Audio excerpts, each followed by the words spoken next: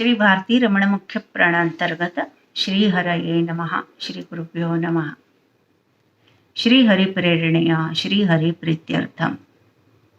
व्यासाय भवनाशाय श्रीशाय गुणराशये हृद्याय शुद्धविद्याय मध्वाय च नमो नमः. अभ्रमं भंगरहितं अजडं विमलं सदा आनन्दतीर्थमतुलं भजे तापत्रयापहं. जलज्येष्ठनिभाकारं जगदीशपदाश्रयं जगतीतलविख्यातं जगन्नाथगुरुं भजे. हे परम भगवत भक्तांनो नमस्कार. गुरु जगन्नाथदास कृत श्री हरिकथामृतसार या मूळ कन्नड ग्रंथाचा मराठी अनुवाद आपण पाहत आहोत. प्रस्तुत व्याप्ती संधी नामक तिसऱ्या संधीतील पहिल्या 3 कडव्यांचा संक्षिप्त अर्थ आपण पाहिला. पहिल्या कडव्यात आपण पाहिले की श्री हरी परमात्मा हा त्रिरूपाने पुरुषरूपत्रय पुरातन पुरुष हा 3 रूपाने विश्वव्याप्त कसा आहे हे आपण पाहिले. ब्रह्मांड स्वरूप, ब्रह्मांडांतर बाह्य स्वरूप, सकल पंचमहाभूतात, पंचज्ञानेंद्रियात व पंचतन्मात्रांमध्येही परमात्म्याची व्याप्ती आपण पाहिली.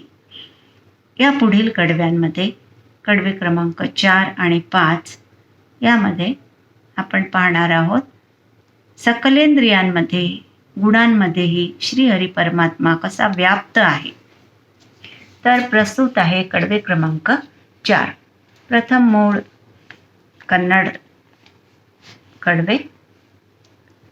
श्रवण नयन घ्राण त्वग्रस नीव गळोळू वाक पाणी पादाद्वय अवगळली तद्गुण गळोळू तत्पती गळोळगे प्रविततनु तानागी कृतिपती विविध कर्म व माडी माडिसी भवके कारणनागी तिरुगी सुत्तिहनु ತಿಳಿಸದಲೆ. शब्दार्थ. श्रवण नयन घ्राण त्वग्रसन. त्वग्रसन म्हणजे तक अधिक रसन म्हणजे त्वचेद्वारे व रसन म्हणजे जिव्हेद्वारे. सो नयनाद्वारे म्हणजे डोळ्याद्वारे पाहणे, श्रवणेंद्रियांद्वारे ऐकणे, घ्राणेंद्रियाद्वारे गंध अनुभवणे, त्वचेद्वारे स्पर्शाचा आणि जिव्हेद्वारे रसास्वादाचा अनुभव देणारा श्रीहरी त्या इंद्रियांमध्ये स्थित आहे. वाक पाणी पादादी म्हणजे वाचा, हस्त, चरण म्हणजे पाद आदी सर्व दशेंद्रियांमध्ये तद्गुण गळगी याचा अर्थ त्या इंद्रियांमध्ये विद्यमान सात्विक गुणात तत्पती गळोळगे म्हणजे त्या दशेंद्रियांच्या इंद्रियाभिमानी देवतात राहून म्हणजे चांगल्या प्रकारे विततनो म्हणजे व्याप्त आहे. तानागी म्हणजे स्वप्रेरणेने स्वतः होऊन कृतिपती नामक लक्ष्मीपती प्रद्युम्न रूपी परमात्मा. विविध म्हणजे 84 लक्ष योनीतील जीव. कर्म व अनादिकालापासून जीवांच्या लिंग देह स्वभावाच्या कर्मानुसार कर्मेंद्रियाद्वारे होणारी कर्मे माडी स्वतः करून माडिसी जीवांच्या इंद्रियाद्वारे करवून घेतो. भवके जीवांच्या जन्म मरणादींच्या फेरीचे कारण होऊन तिरुगी सुतिहनु जीवांच्या देहात राहून जन्म मरणाच्या फेऱ्यांमध्ये जीवांना अडकवितो. ತಿಳಿಸದಲೆ असा हा सकल जीवांतर्गत बिंबरूपाने स्थित परमात्मा जीवांकडून, जीव म्हणजे प्रतिबिंब, कारण परमात्मा म्हणजे बिंब आणि तो ज्या जीवात राहतो तो जीव म्हणजे प्रतिबिंब. तर प्रतिबिंबाकडून स्वतः त्यांच्याकडून कार्य करवून घेतो. स्वतः लिप्त राहून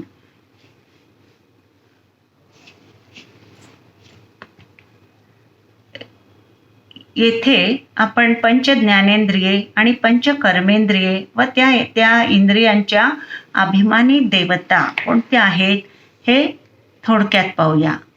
आपली पंच ज्ञानेंद्रिये कोणती? नासिका, जिव्हा, नेत्र, त्वचा आणि कर्ण.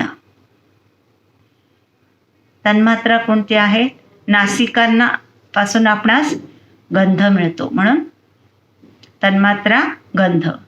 जिव्हा षड्रसांची चव आपणास समजते म्हणून षड्रस तन्मात्रा. नेत्र रूप, त्वचा स्पर्श, कर्ण शब्द म्हणजे ध्वनी. यांचे या पंच ज्ञानेंद्रियांचे यांच्या इंद्रियाभिमानी देवता कोणत्या? या इंद्रियाद्वारे जी काही कर्मे होतात ती कर्मे त्या इंद्रियांतर्गत इंद्रियाभिमानी देवतांकडून वस्तुतः ही कार्ये केली जातात. नासिकात इंद्रियाभिमानी देवता अश्विनी देवता. जिव्हा वरुणदेव. नेत्र चंद्र आणि सूर्य. त्वचा अहंकारिक प्राण. कर्ण दिग्देवता. कर्मेंद्रिये पाहूयात आपण. पंचकर्मेंद्रिये. जिव्हा वाक म्हणजे बोलणे. जिव्हाचे कार्य बोलणे. जिव्हेचे अभिमानी देवता अग्नी. हस्त दुसरे कर्मेंद्रिय हस्त. व्यवहार कार्य काय? देणे घेणे कार्य करणे इत्यादी. अभिमानी देवता दक्ष. पाद तिसरे कर्मेंद्रिय पाद पाय. क्रिया चालणे वगैरे. अभिमानी देवता जयंत. पायू मूत्र विसर्जन. अभिमानी देवता मनु. पाचवे कर्मेंद्रिय गुज मल विसर्जन. अभिमानी देवता मित्र. याचा भावार्थ विशेष भावार्थ प्रथम पाहूया. जीवराशींची सकलेंद्रिये ही जड स्वरूपाची असतात. या इंद्रियांना आपलीच स्वतःची अशी स्वतंत्र शक्ती नसतेच. परमात्म शक्तीच्या प्रवेशाने ही इंद्रिये कार्यान्वित होतात. या जीवराशींच्या अंतर्गत राहून सकल तत्वाभिमानी देवतांचा प्रमुख असणाऱ्या वायुदेवांमार्फत श्रीहरी ही कार्ये स्वतः करून घेत असतो. म्हणजे सजीवांच्या स्थूल देहाची विविध कार्ये ही त्या तत्वाभिमानी देवतांकडून होत असतात. सकल 24 तत्वाभिमानी देवतांचा प्रमुख तो वायुदेव. या वायुदेवाच्या आदेशाप्रमाणेच जीवराशींची कार्ये होत असतात व श्रीहरी हा सकल जीवराशींच्या अंतर्गत असणाऱ्या वायुदेवात राहून कार्यरत असतो. परंतु अज्ञानामुळे जीवास वाटत असते की जीवाकडून होत असणारी सारी कार्ये जीव स्वतः करीत असतो. म्हणूनच सकलांचा करता करविता श्रीहरी विश्वकार्यात गुंतलेला असला तरीही मोत्यांच्या माळेतील धाग्याप्रमाणे तो अदृश्य असतो. या कडव्याचा भावार्थ पाहूया. कर्ण, नयन, नासिका, चर्म, त्वचा, जिव्हा नामक पंचज्ञानेंद्रियांमध्ये तसेच वाक, पाणी, पादा आदी कर्मेंद्रियातही या प्रकारे पंचज्ञानेंद्रिये आणि 5 कर्मेंद्रिये यांच्या गुणकर्मांमध्ये त्या त्या दशेंद्रियांच्या अभिमानी देवतांमध्येही कृतिपती नामक प्रद्युम्न रूपी श्रीहरीच विशेषत्वाने व्याप्त होऊन राहतो. आपण पहिल्या संधीमध्ये, मंगळाचरण संधीमध्ये पाहिले की परमात्मा पंचरूपात्मक आहे.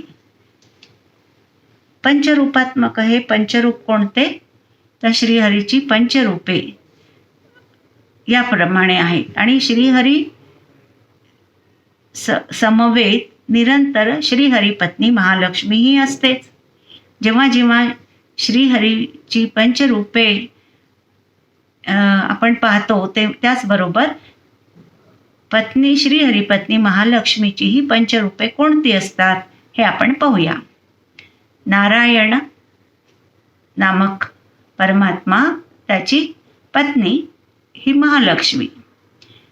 हे नारायणाचे पंचरूप वासुदेव, संकर्षण, प्रद्युम्न आणि अनिरुद्ध.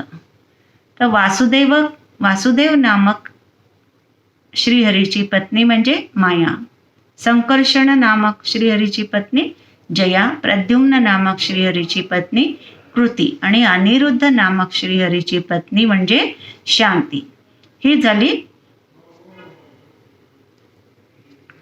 पंचरूपात्मक श्रीहरीची, पंचरूपात्मक महालक्ष्मीची ही रूपे. तर नारायण, वासुदेव, संकर्षण, प्रद्युम्न, अनिरुद्ध या पंचरूपात्मक रूपांच्या पत्नीची रूपेही आपण पाहिलेली आहेत.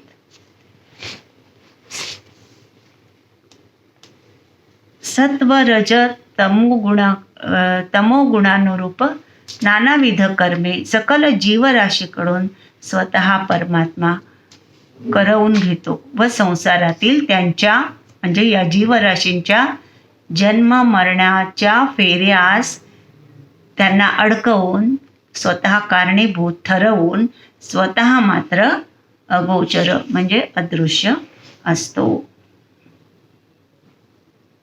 कडवे क्रमांक 5.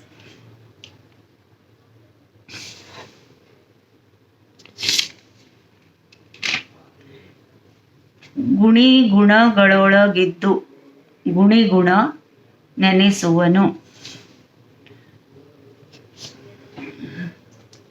आपण याचा अर्थ आपण पाहिलेला आहे.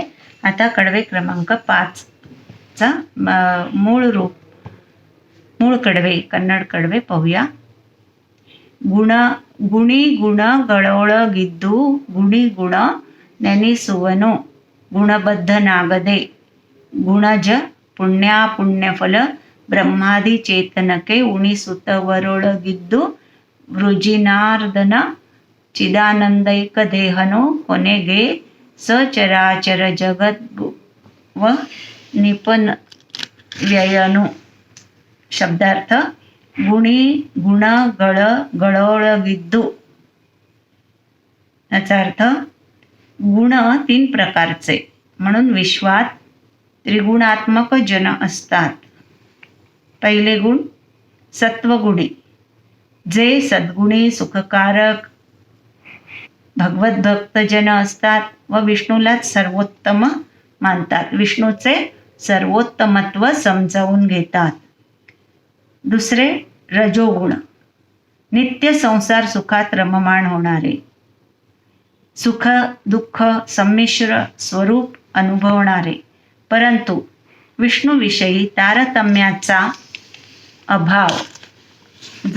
अभाव असणारे किंवा तारतम्याविषयी अज्ञान असणारे. तमोगुणी म्हणजे हे साक्षात भगवत द्वेषी होत, अहम ब्रह्म म्हणून स्वतःलाच अहंकाराने भगवंताशी एकरूप चिंतणारे व केवळ दुःख अनुभविणारे असे त्रिगुणी जीव. गुण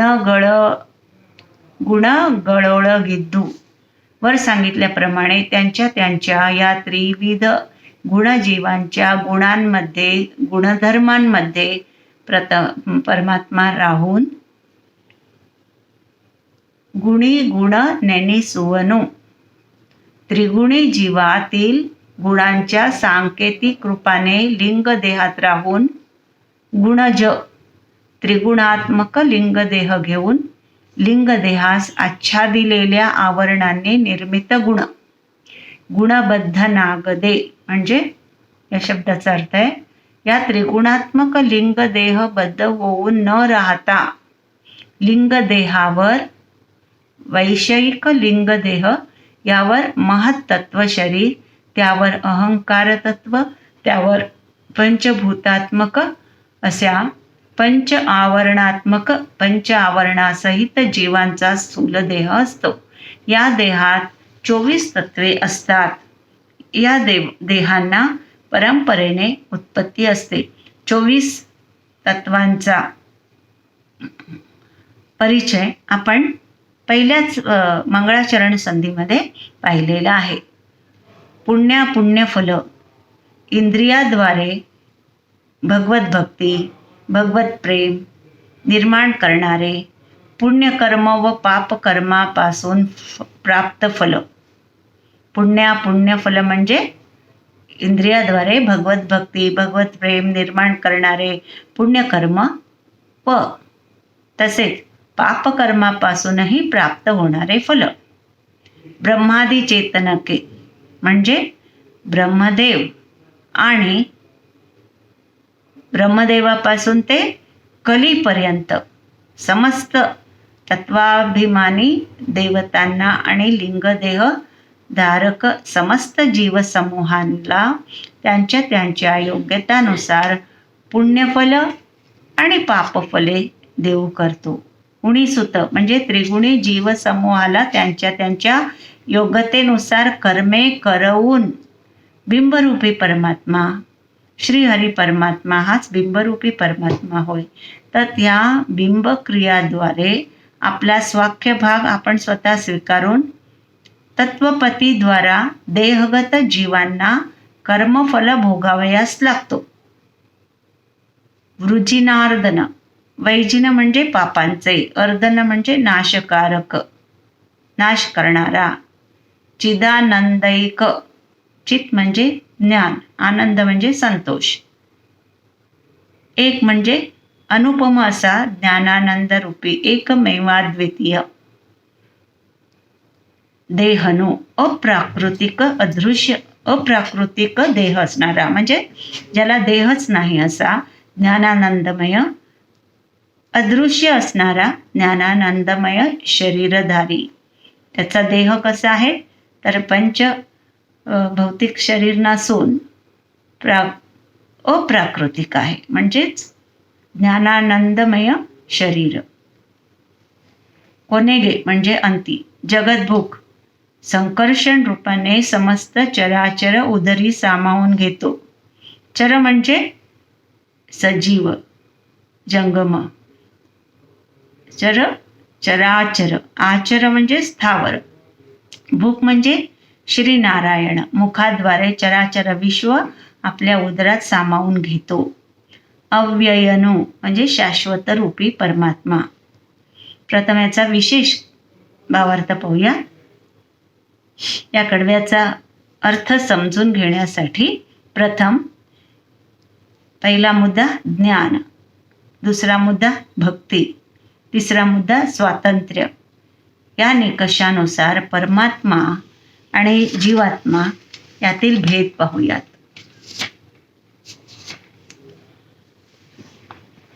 आपण येथे तुलना करत आहोत परमात्मा आणि जीवात्मा यातील फरक काय आहे.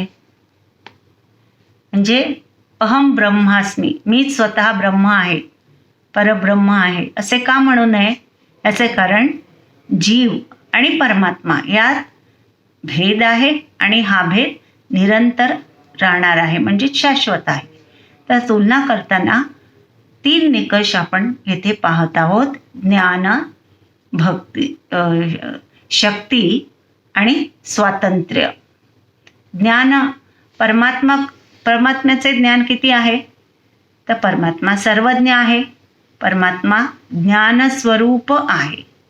जीवात्म्याला किती ज्ञान आहे, जीवात्मा अल्पज्ञ आहे, अत्यंत कमी प्रमाणात जीवाला ज्ञान असते. शक्ती, परमात्म्याची शक्ती असीम अनंत, जीवात्म्याची शक्ती अत्यल्प. आता स्वातंत्र्य पाहता परमात्म्याला किती स्वातंत्र्य आहे, तर परमात्मा हा पूर्णतः स्वतंत्र होय, सत्य संकल्प होय. संकल्प मात्रे परमात्मा विश्व निर्माण करू शकतो, म्हणून पूर्णतः स्वतंत्र होय. जीवात्मा पूर्णतः अस्वतंत्र होय. जीवाने जे इच्छिले ते तो जीव करेलच असे नाही, तो पूर्णतः परमात्माधीन होय.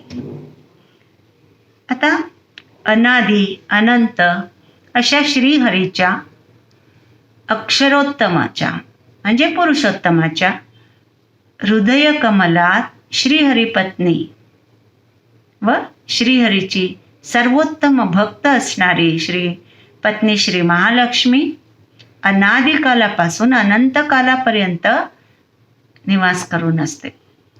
म्हणूनच श्री महालक्ष्मी अक्षर होय, म्हणजे नाश नसणारी होय. या उलट सारे जीव कसे आहेत, तर जीव नाशवंत आहेत, म्हणजे क्षर होत. ब्रह्मदेव वायुदेव पासून अन्य सारे जीव या विश्वात क्षर नाशवंत होत. ब्रह्मदेवापासून ते कलीपर्यंत साऱ्या जीवात परमात्मा बिंबरूपाने स्थित आहे व जीवराशी ही प्रतिबिंब म्हणविते. ब्रह्मदेव व वायुदेव हे सर्वोत्तम श्रीहरीचे उत्तम पुत्र होत, म्हणून ते जीवोत्तम म्हणवितात. ब्रह्मदेव आणि वायुदेव हे जीवोत्तम आहेत, तर कली हा जीवराशीतील सर्वाधिक अधम पातळीवरील जीव होय. श्रीहरी परमात्मा हा अव्यय शाश्वत होय. व्यय म्हणजे हानी, अव्यय म्हणजे हानी नसणारा. गुरु मध्वाचार्यांनी सांगितल्याप्रमाणे हानी 4 प्रकारच्या असतात. एक अनित्यत्व. अनित्यत्व म्हणजे नित्य नसणारे, जे नित्य नाही, जे चिरकाळ टिकणारे नाही, ते अनित्य होय, जे शाश्वत नाही. देहहानी.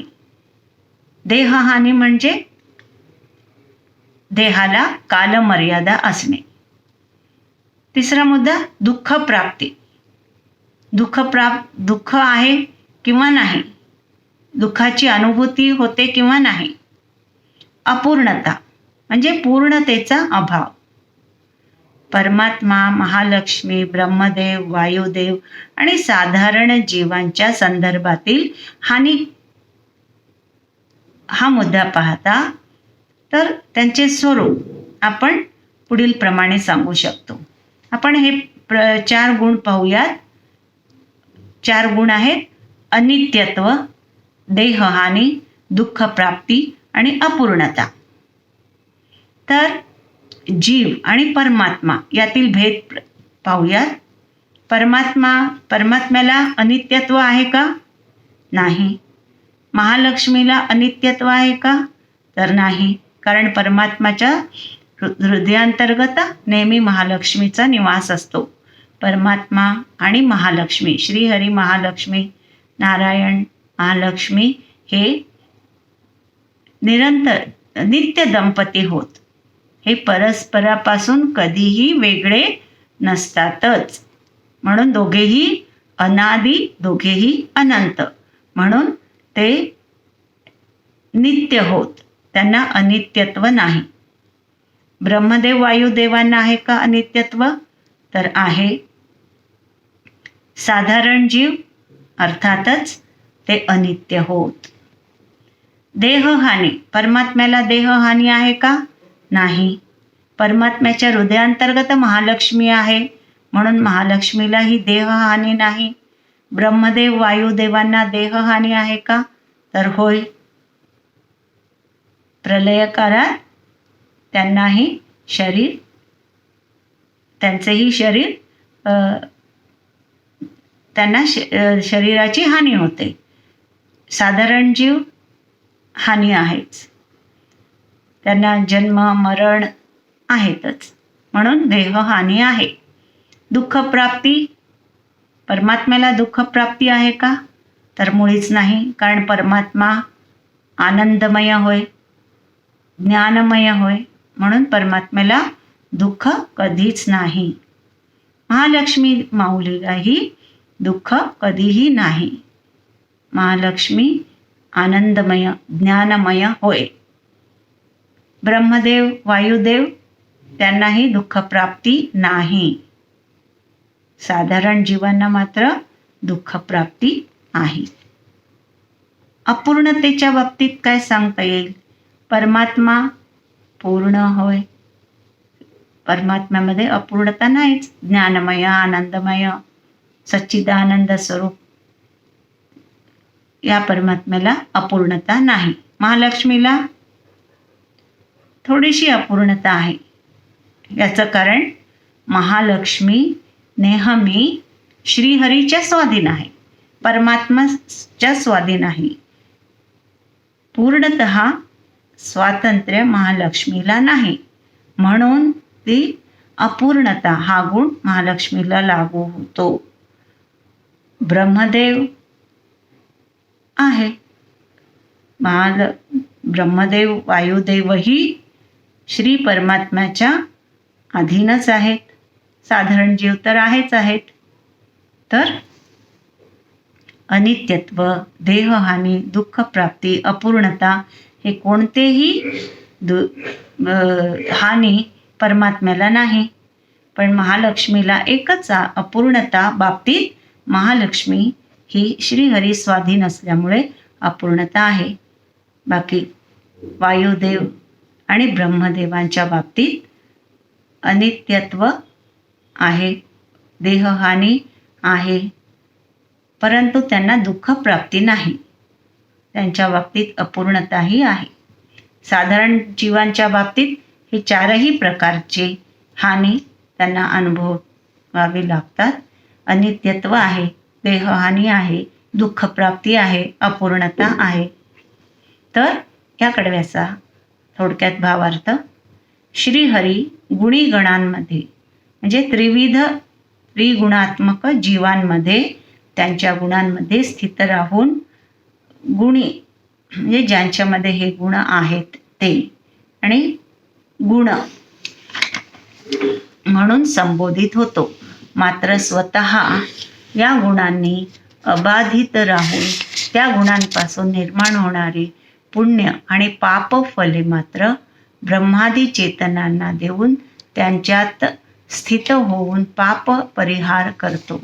केवळ ज्ञानानंदमय देही हा श्रीहरी अंती संपूर्ण चराचर विश्व आपल्या उदरात सामावून स्वतः मात्र शाश्वत स्वरूप होऊन राहतो. तर आपण इथेच आज थांबत आहोत. कडवी क्रमांक 4 आणि 5 आपण आज पाहिलेले आहेत. पुढील कडव्यांचा भावार्थ पुढील भागात पाहूया. गुरुवायूरंतर्गत श्रीहरिचरणी सदारत राहो एकादशेंद्रिये म्हणून मनी श्री व्यंकटेश चरणी ही प्रार्थना, श्री मध्वेश चरणी ही पुष्पार्चना. श्रीकृष्णार्पणमस्तु. नाहं कर्ता हरिः कर्ता.